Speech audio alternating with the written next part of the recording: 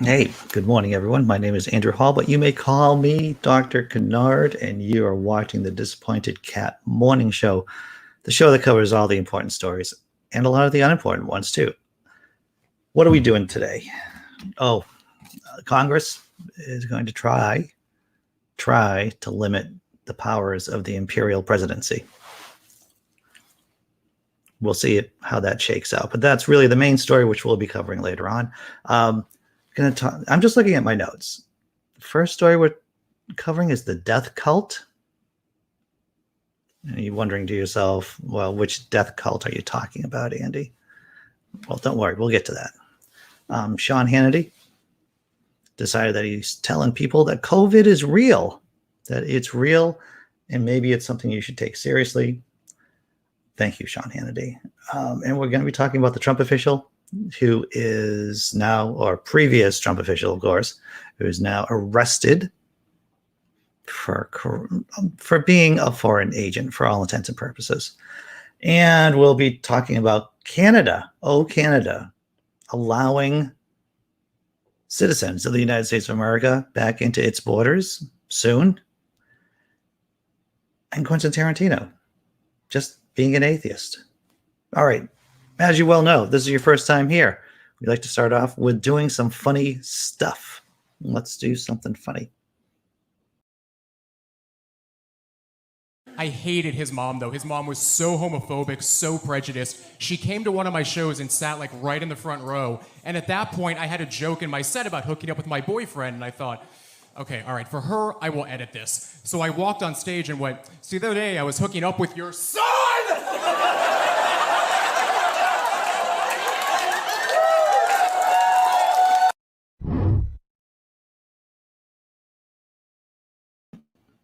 Is all comedy based on anger?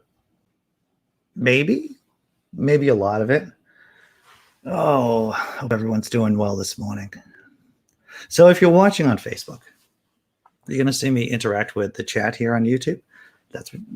I can't really do that if you're watching on Facebook. If you come on over to YouTube at Laughing in Disbelief YouTube channel, then we can interact with you directly like I am with the folks here. Tobin Templeman, glad to see that you're here this morning, sir. Simply Secular Dave with coffee cheers. I like coffee cheers.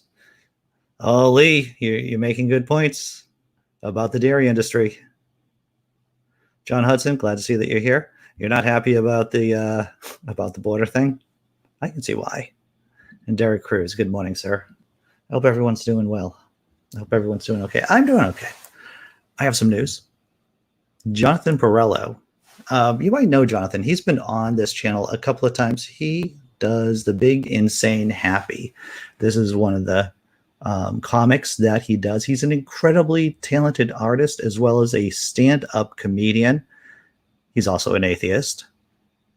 And he's going to be, and I guess here is really the big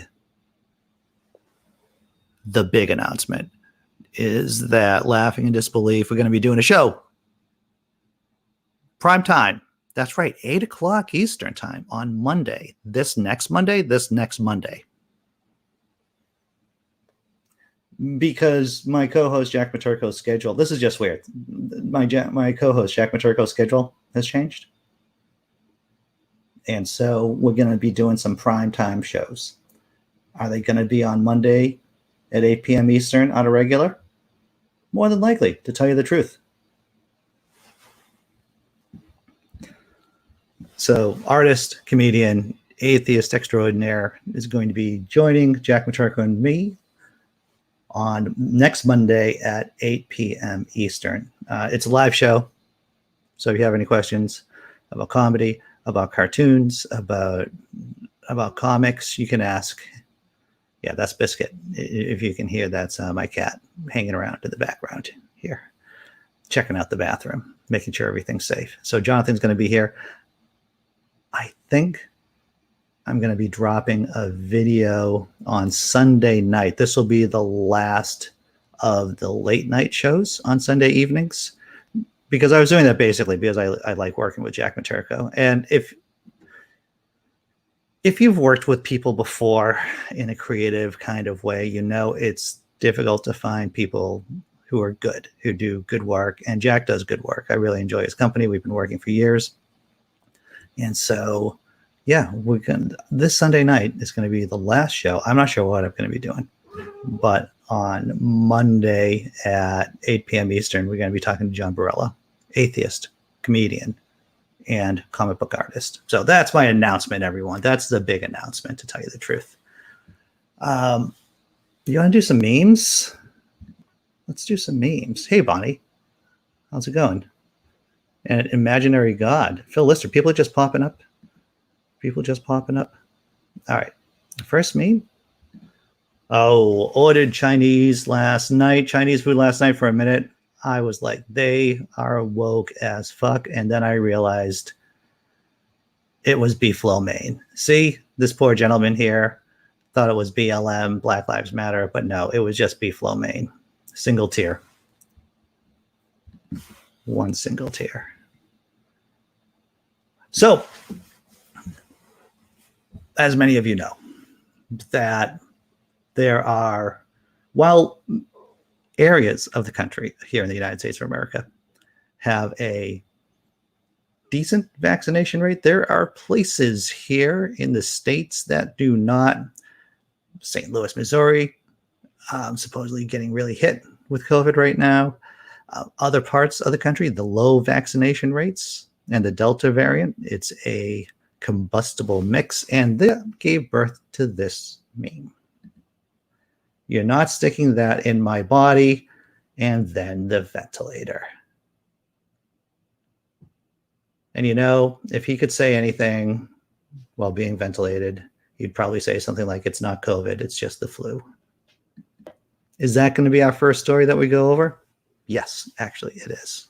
It's about a minister, a plague rat who got COVID-19, but still won't tell people to get the vaccine. How odd is that? And the last meme. Yeah, I posted this on my Facebook page. I think Cats, maybe it was a Facebook group, Cats, but I just thought I'd share this with you if you haven't seen it already. It's adorable. It's adorable. Look at that. All right. Now to talk about plague rats, death cults, and evangelical Christianity. This is from the Friendly Atheist. Right-wing radio host, my husband and I have COVID, but I won't endorse vaccines. Well, why would you? And this is from the wonderful Sandy Rios. And she just has Karen written all over her, doesn't she? She just has, I'm going to call the police on you, people who I don't like. She looks like one of those cul-de-sac Karens right there. But hey, let's go into this story. The American Family Association's Sandy Rios has never been known for saying sensible things. Years ago, when Target allowed trans people to use the proper bathrooms in their stores, Rios claimed this would eventually mean we will not be able to go to the bathroom anywhere. She said the Supreme Court's marriage equality ruling was a fist of defiance in God's face. I don't know if I would have a fist of defiance in God's face. Maybe I would just have a finger of defiance in God's face. Maybe. Gotta roll that back down. Let's go on with the story, everyone. It won't surprise you to learn she's been a COVID denier as well, spreading misinformation about the virus to her tens of listeners. See what you did there, Heathen. But recently, her husband got COVID and she got COVID. Certainly, that would have changed her mind on how seriously to take the virus, right? For someone who calls himself the Friendly Atheist, Hemet does throw out a lot of schadenfreude. Ha ha ha ha ha. I can't do that justice, everyone. No. To quote, I do want to tell you that a week ago today, I took my husband to the emergency room at the hospital. I was worried sick. He was not breathing. He was in really difficult circumstances. We found out that he had COVID pneumonia. He was fighting for his life. Of the people who get COVID pneumonia, he was at the top 5% in danger. So can you imagine what this week was like? I was able to bring Bruce home So he's home on oxygen. And yes, if you want to know if I had COVID, yes, I tested positive as well. I guess that's why I've been sick so many weeks. So now you know what's coming up, right? From this person here. Who is she going to thank? The doctors? Is she going to thank the medical establishment that saved her husband's life? No, she's not going to do that. You know that, people, right? You know the deal with these evangelical Christians. Thank you, Jesus. That's all I can say. Thank you, Jesus. You might say, well, does this change you mind? I think that's supposed to be your mind about vaccines. I just have to be honest with you at all times. I'm not ready to declare anything yet. Did you like my dramatic reading of that? I thought she would get teary-eyed at the end. That's how I thought she would. So her husband was in the hospital, ER, with pneumonia, COVID pneumonia. She said he couldn't breathe. She was able to bring him home on oxygen. She thanks Jesus, not the doctors, not the hospitals, not science, of course, not science. Thanks Jesus up and down, and then refuses to say that she supports vaccinations or the vaccine. Just what you would expect from her and from people in that tribe, from plague rats. That's what you would expect. I know I'm insulting plague rats, and I'm sorry, everyone. Links are in the description below, right? You know that. Imaginary God says, I love fisting God. I support you and your lifestyle choices, Imaginary God. Good morning, Jess M. Glad to see that you're here. Let's see. Phil Lister says, in my locality, people being admitted to hospital tend to be the unvaccinated. This is true. That is one of the themes of this stage of the pandemic. The people who are unvaccinated, those are the people having to go to the hospital. Those are the people who are dying from COVID-19 right now.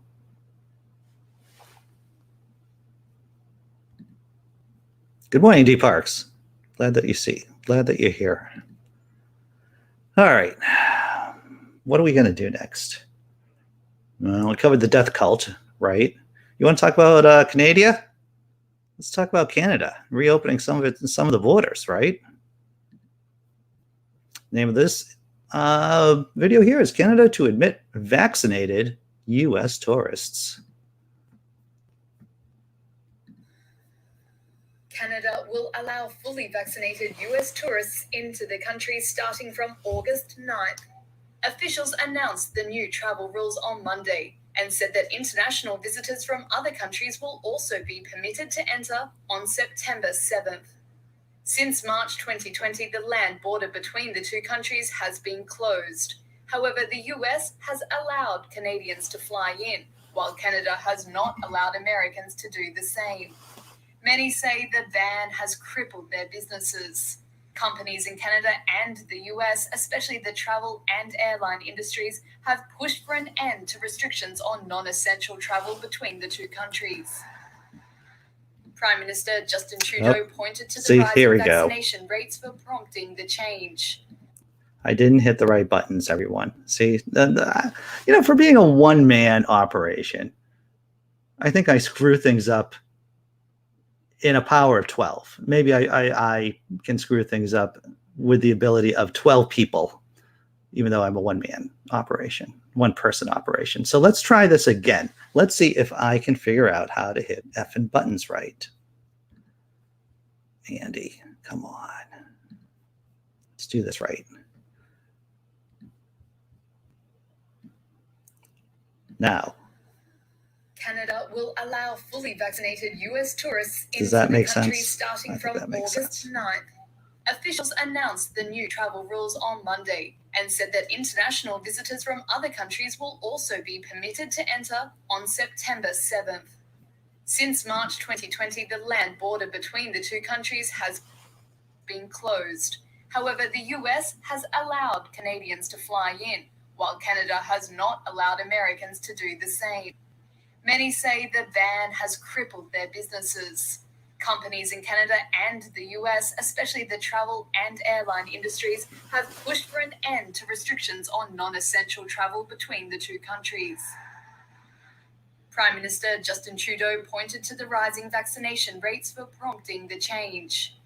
50% of Canadian residents are fully vaccinated, and 75% have had one shot.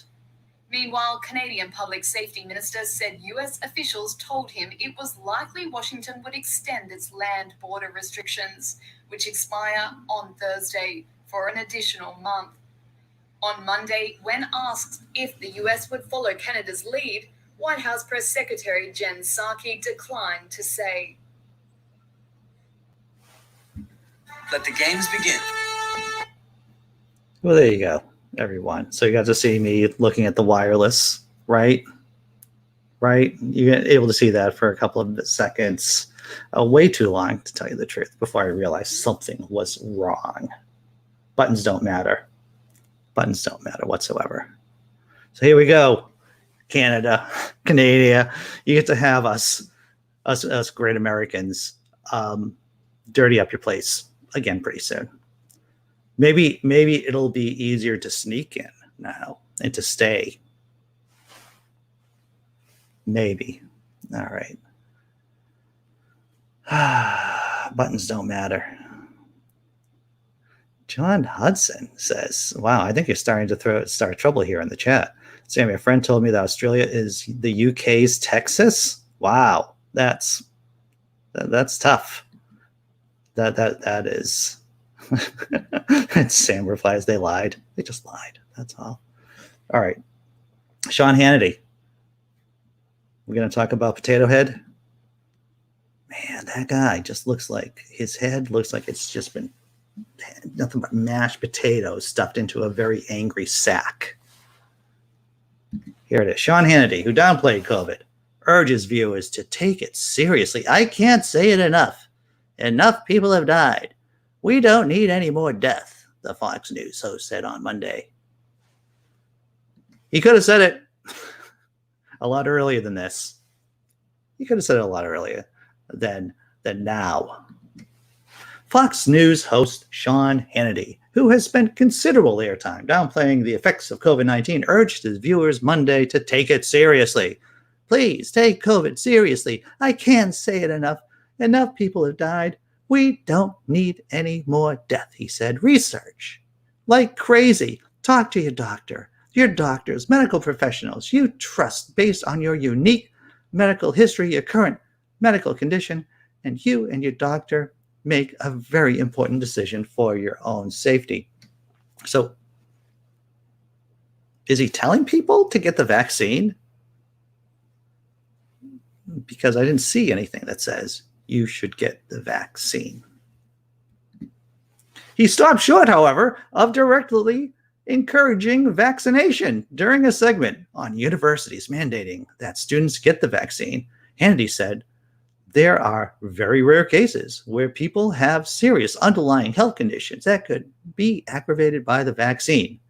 He highlighted a woman who he reported was paralyzed for a month after taking the vaccine in 2019. Of course he did. And he's such a fucking jackass, right? On one hand, he's telling people, oh, you should talk to your doctor about the vaccine. There's too much death. And then on the other hand, he's saying, well, you know, people have got medical issues from taking the vaccine. Just, in bed with people like this. That's it. Fox News in bed with evangelical Christianity. I guess, is Fox News the propaganda arm of the death cult? I guess it is when you really think about it. In the early days of the pandemic, he preached to his viewers that COVID was only as bad as the flu, and Democrats were using the virus to attack then-President Donald Trump. Fox News have been criticized for minimizing the effects of the deadly virus in its early days and now, turning vaccinations into a political fight by pushing back on President Joe Biden's efforts to get Americans vaccinated. Well, fuck Fox News and fuck Sean Hannity. Fuck them all, right? Telling you that you should talk to your medical doctor while at the same time saying, hey, did you know that some people in very rare conditions can get medical issues from taking the vaccine? Come on. Glenn Chesterton's here, huh? Glad to see that you're here, Glenn. Alberta is Canada's Texas. Interesting. I'm learning so many things this morning, everyone.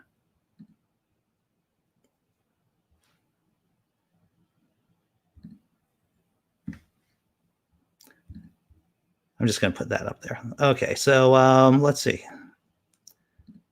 Chet Glenn says, if he said it earlier, he would have had to remove his head out of his dear leader's ass, which would have, yes, that's exactly what would have been happening, Glenn.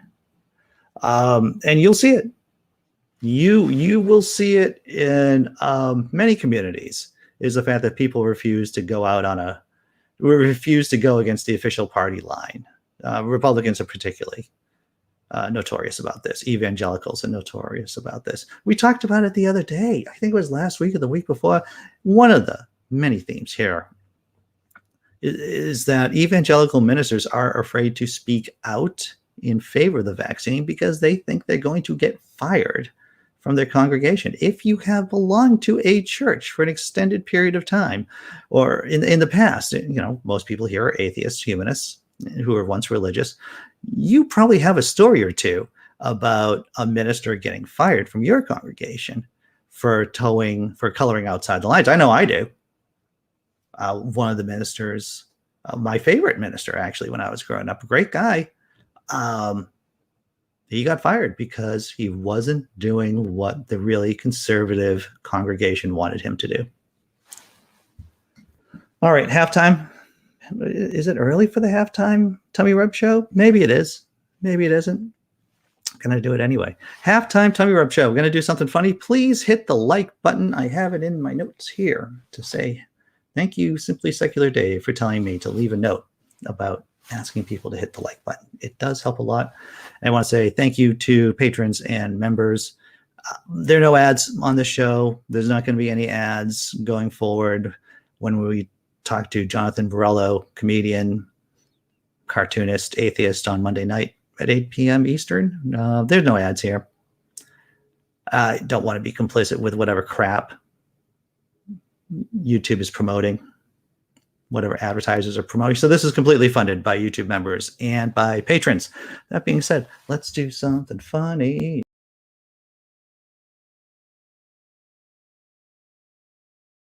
I worked at Olive Garden for 5 years, and then I thought I should move up in the world. So I applied at Maggiano's, and at the interview there was a really long personality test. And after I finished the test, the manager went into the office with my answers to the personality test.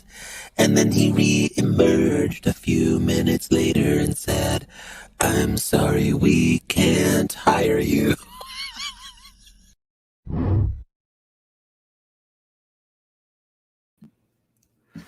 I've had to take personality tests. Have I ever gotten a job that required a personality test? I don't think I have, to tell you the truth.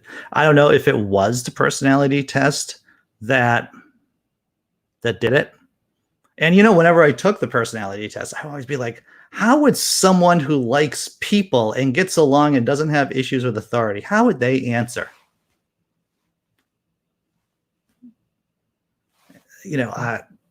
And so that's how I would try the personality test, to tell you the truth. And of course, all of those tests are for minimum wage, not minimum wage jobs, but low paying jobs. So you're getting paid $15 an hour, maybe, which isn't a living wage. You're going for this job that offers $15 an hour, and they want you to take an extended personality test.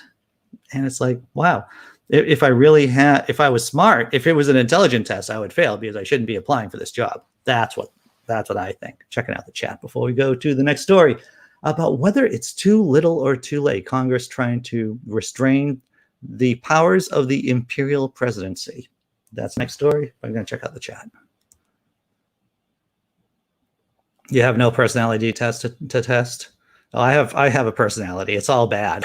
It's a large personality, and it's nothing but bad stuff right there. It's nothing but bad. All right. Is it too late? You know, if you've been here, if you're on this channel, if you've been watching for an extended period of time, between November 3rd and January 6th, it was pretty tense here on the channel, predicting all kinds of chaos, stating things like, the military is talking about what to do with Trump in case Trump crosses the line. We're talking about the Double Death Overtime show because everyone knew that Trump, well, not everyone, but I was talking about it frequently, about Trump trying to derail the election after the election. And so one of the things I mentioned is that if you're asking yourself whether or not we are in a civil war, if the United States is in a civil war, a low-grade civil war, right, then you probably already are in a low-grade civil war, right? It's like asking yourself, should I break up with this person? Then if you're asking yourself that question so many times, then yeah, you probably should be breaking up with that person. So Congress, Bernie Sanders, right here, co-authored a bill basically trying to restrain the powers of the presidency. And it's obvious, right, that the president has too much powers here in the United States of America. De Tocqueville mentioned it in Democracy in America, that, and to paraphrase de Tocqueville, it's like, oh my fucking God, the president doesn't have that much power, right? But if he ever starts engaging with foreign governments on a regular basis, his powers are imperial. Imperial. So let's go to the story from the Times, I think. Let me check. I'm not sure, but check it out in the link in the description, everyone. It's a long article. It covers many facets of this bill. Will the bill ever be passed? Probably not. Why? Because there are many people, politicians, in the Senate and the House of Representatives who don't realize that the legislative branch of the U.S. government is actually not a junior member of the executive branch. I think that's how many Americans, many citizens of the United States of America view the House and the Senate, is that they're junior members and that the real power in the country is in the presidency, when in all reality, they are co-equal branches. Bipartisan bill aims to assert Congress's power over arms sales, emergencies, and military operations. All right, let's do this thing. A bipartisan group of senators unveiled legislation Tuesday to give Congress a more active role in approving arms sales, authorizing the use of military force, and declaring national emergencies in a across-the-board effort to claw back national security power from the executive branch. The bill aims, for the first time, to define what type of hostilities require a president to seek congressional approval before committing military resources, establish expiration dates for national emergencies and military authorizations, and automatically curtail funding for any operation a president continues without explicit congressional support. So some of you may be asking yourself, so that means the president, does that imply that the president can just start wars? But well, legally speaking, yes. Sure, presidents in the past have asked Congress for approval, but they don't need to do that. No. Let's go on. The trio behind the measure, Senator Chris Murphy from Connecticut, Democrat, Mike Lee from Utah, Republican, and Bernie Sanders, woo, Independent from Vermont, are longtime proponents of giving Congress a more proactive role in such matters. In recent years, they joined forces to invoke Congress's war powers and bring an end to U.S. participation in Yemen's civil war, an effort that secured majority support, but not enough to overcome President Trump's veto. All right, everyone, we do this quiz every once in a while. When was the last time the U.S. was officially at war? Not what the Supreme Court says, but what by the Constitution. When was the U.S. the last time the U.S. was in war? All right, I'm going to check out the chat in a couple of minutes, but I'm going to just, hey, B, what's up? I just saw you over there. Cap the Humanist, too. Dr. Osiris. Awesome. I think I've asked this question before, but think about it. And put in your answers. There's, here, they're wrong answers, but the thing is, and this is the thing. Most people don't know who gets to declare war per the Constitution. And even though the U.S. has been in constant combat for what, decades at this point? Maybe centuries? I don't know. We'll go with decades. Is that most people don't know when the last official war was fought. Let's go on. Over time, Congress has acquiesced to the growing, often unchecked power of the executive to determine the outline of America's footprint in the world. Murphy said in a statement, before it's too late, Congress needs to reclaim its rightful role as co-equal branch on matters of war and national security. Once again, the legislative branch is not a junior member. They're not a sub, and the president is the dom. It doesn't work like that, and it shouldn't work like that. The measure seeks to replace the War Powers Act of 1973 with stiffer. The reason why I'm talking about this, and probably no other atheist channel is talking about this, is that if the country goes into theocracy, right? If we fall into theocracy, it's going to be because of an overpowered executive branch. Now, what makes you say that, Andy? Well, what fucking happened on January 6th? That's what makes me say that. If the country falls into theocracy, it's going to be because of an overpowered executive branch. And that's why other channels should be talking about this too. But I digress. I'm going forward. I'm surprised that so many people are still watching right now talking about this issue. All right. It would define hostility. Okay, so let's go back. The measure seeks to replace the War Powers Act of 1973 with stiffer and better defined directives to the current and future administrations about when to approach Congress for permission to conduct military operations. It would define hostilities as any operation involving the use of force remotely or directly, superseding the unofficial custom of administrations interpreting the law as applying only when there are combat groups on the ground. It also would shorten the time the presidents have to engage in those hostilities from 60 to 20 days and automatically terminate funding for an operation if a president fails to get congressional support for the venture by that deadline. So the War Powers Act gave the president 60 days to do whatever the F he wanted to, more or less. Now the new bill would say, oh, you can only do that for 20 days. And guess what? If you don't get our approval, the funding cuts down, because that's the power. I cannot, that's the power of the legislative branch. Whether or not you're talking Parliament or back in the time of Charles Stewart, Charles I, that was the power of the purse. That was basically the control the legislative branch has over the executive, that if you do not behave, we will cut your funding. And so with this new bill, it won't get passed. But if it does pass, then that means that funding will automatically get cut off for military ventures started by the president if he doesn't get congressional approval. And believe it or not, no matter how scary that sounds, how imperfect that sounds, that's still a better system than what we have today.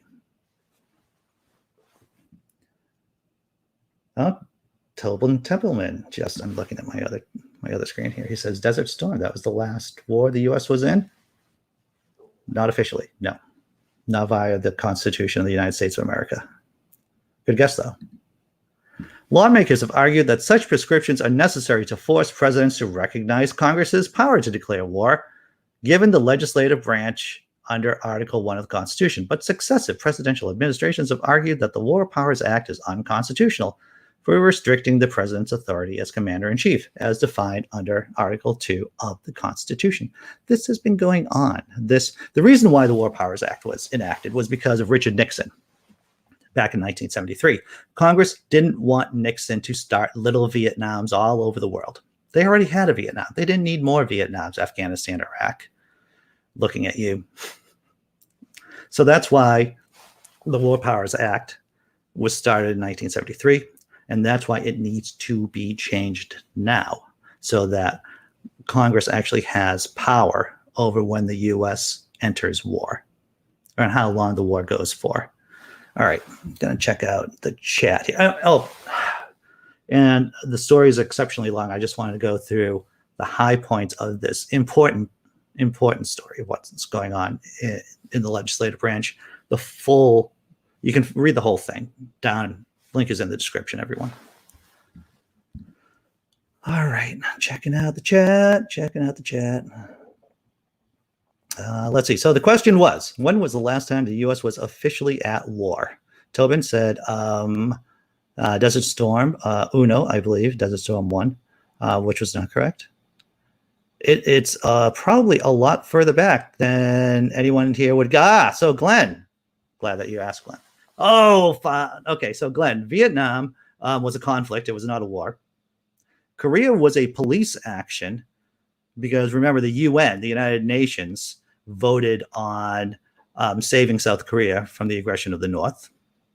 So Korea was a police action. Vietnam was a conflict, much like Desert Storm, Afghanistan, Panama. I mean, I could just list off the amounts of conflicts. So Phi hits it on the head. The last war was World War II.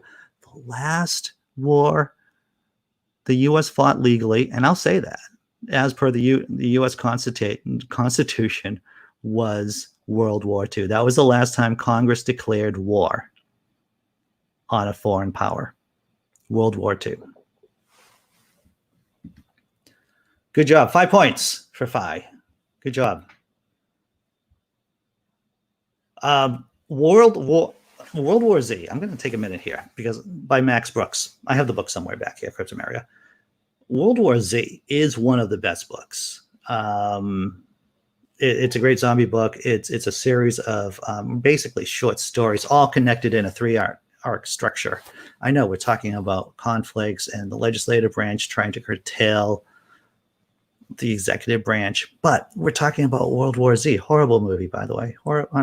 Didn't do the book justice. But World War Z, the book, is exceptionally good. By Max Brooks, which happens to be Mel Brooks' son. You may not know that. All right.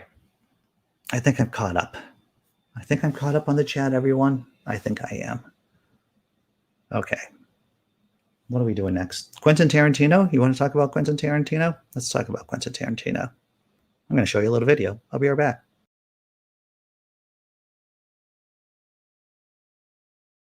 But you're married, you have a kid, and you live in Israel. Yeah. I mean, what's... The one. Are you? Did you become a Jew? No, of course not. Well, don't say it like that. No, I'm not going to be that guy that marries an Israeli. And then does the conversion. Okay, it was not an unreasonable question when someone moved to Israel. Okay. No, but your wife. My wife didn't become a Christian either. All right, but I'm not a Christian. I'm an atheist. Right. Great. Me too. And so I'm going to convert to another God I don't believe in.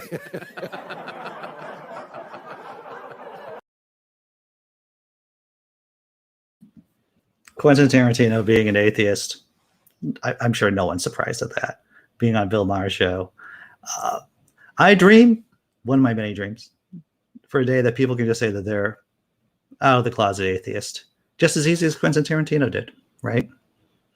Just in everyday life, I'm an atheist without getting any blowback from anyone. That would be nice. Something to aspire to, I would say.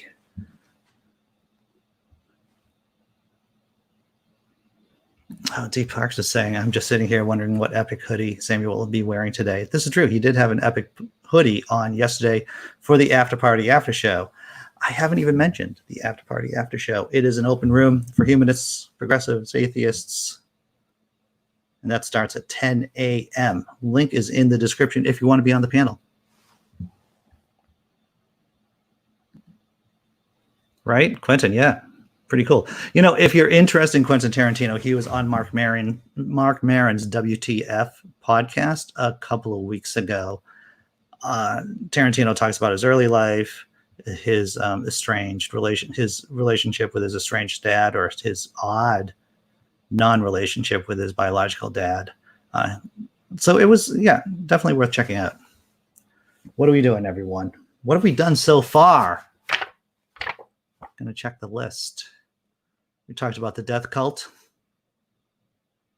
known as evangelical Christianity. Minister caught COVID on a ventilator. His wife's like, praise Jesus. Oh, by the way, I still don't feel comfortable recommending vaccines to people. Sean Hannity, another plague rat, saying, hey, you should talk to your doctor about the vaccine. But, some people have had bad reactions. Plague rat, Sean Hannity. Canada is opening up its borders to Americans soon, to vaccinated Americans. And, of course, the main story, the most important story that probably no one was really that interested in, except for me, is how Bernie Sanders and a bipartisan team, Democrat, Republican, they're trying to claw back power from the executive branch.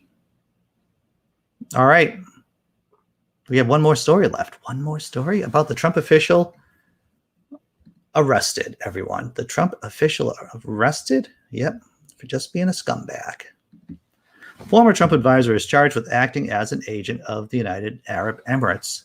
Who's that other guy that got busted for something like that? That Flynn fellow, General Flynn.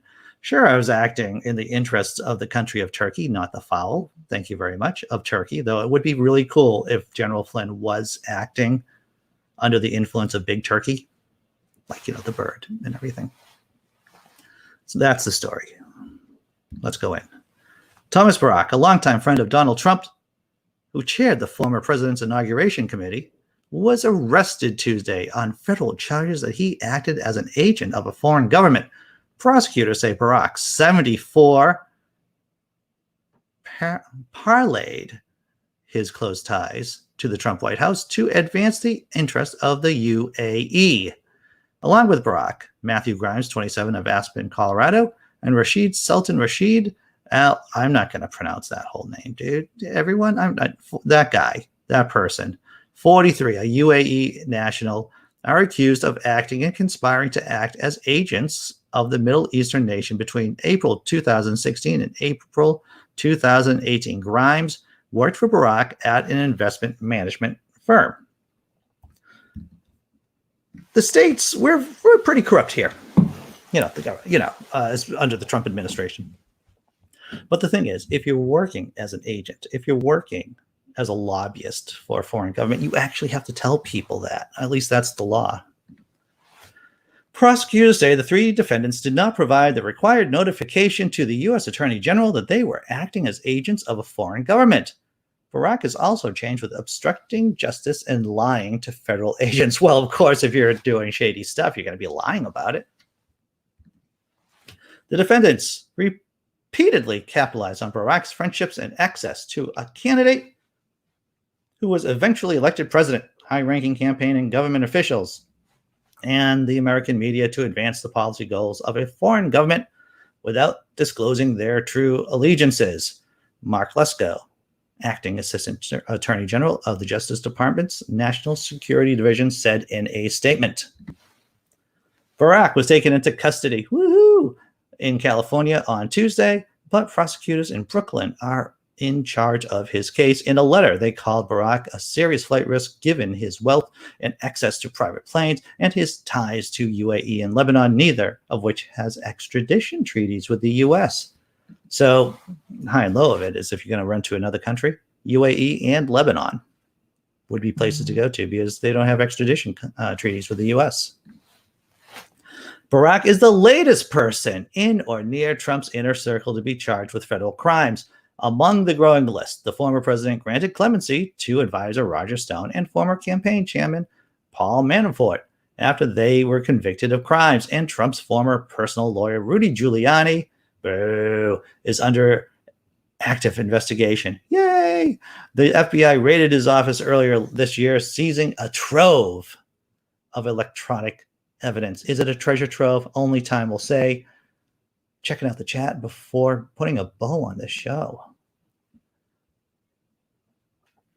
All right.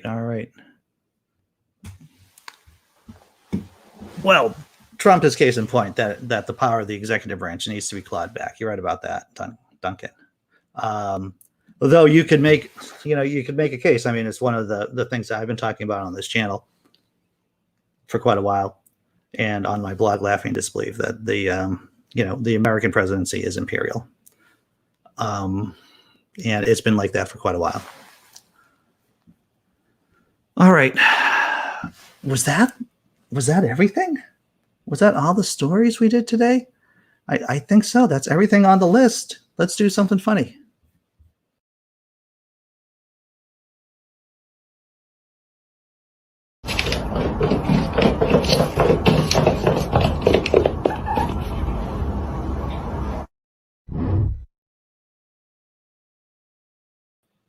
Yeah, I'm going to do it again.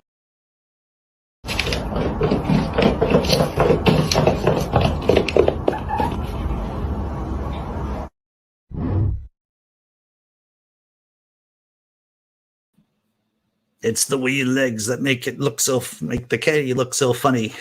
All right, everyone. Thanks for watching this episode of the Disappointed Cat Morning Show.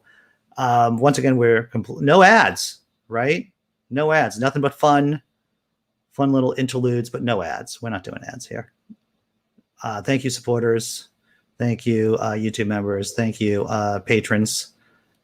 When you support the channel, you're not just supporting the channel, you're supporting, of course, the blog, Laughing in Disbelief, where I do satirical stories, and as well as my personal advocacy and work. The work. That's what I like to refer to it as. I'm doing the work.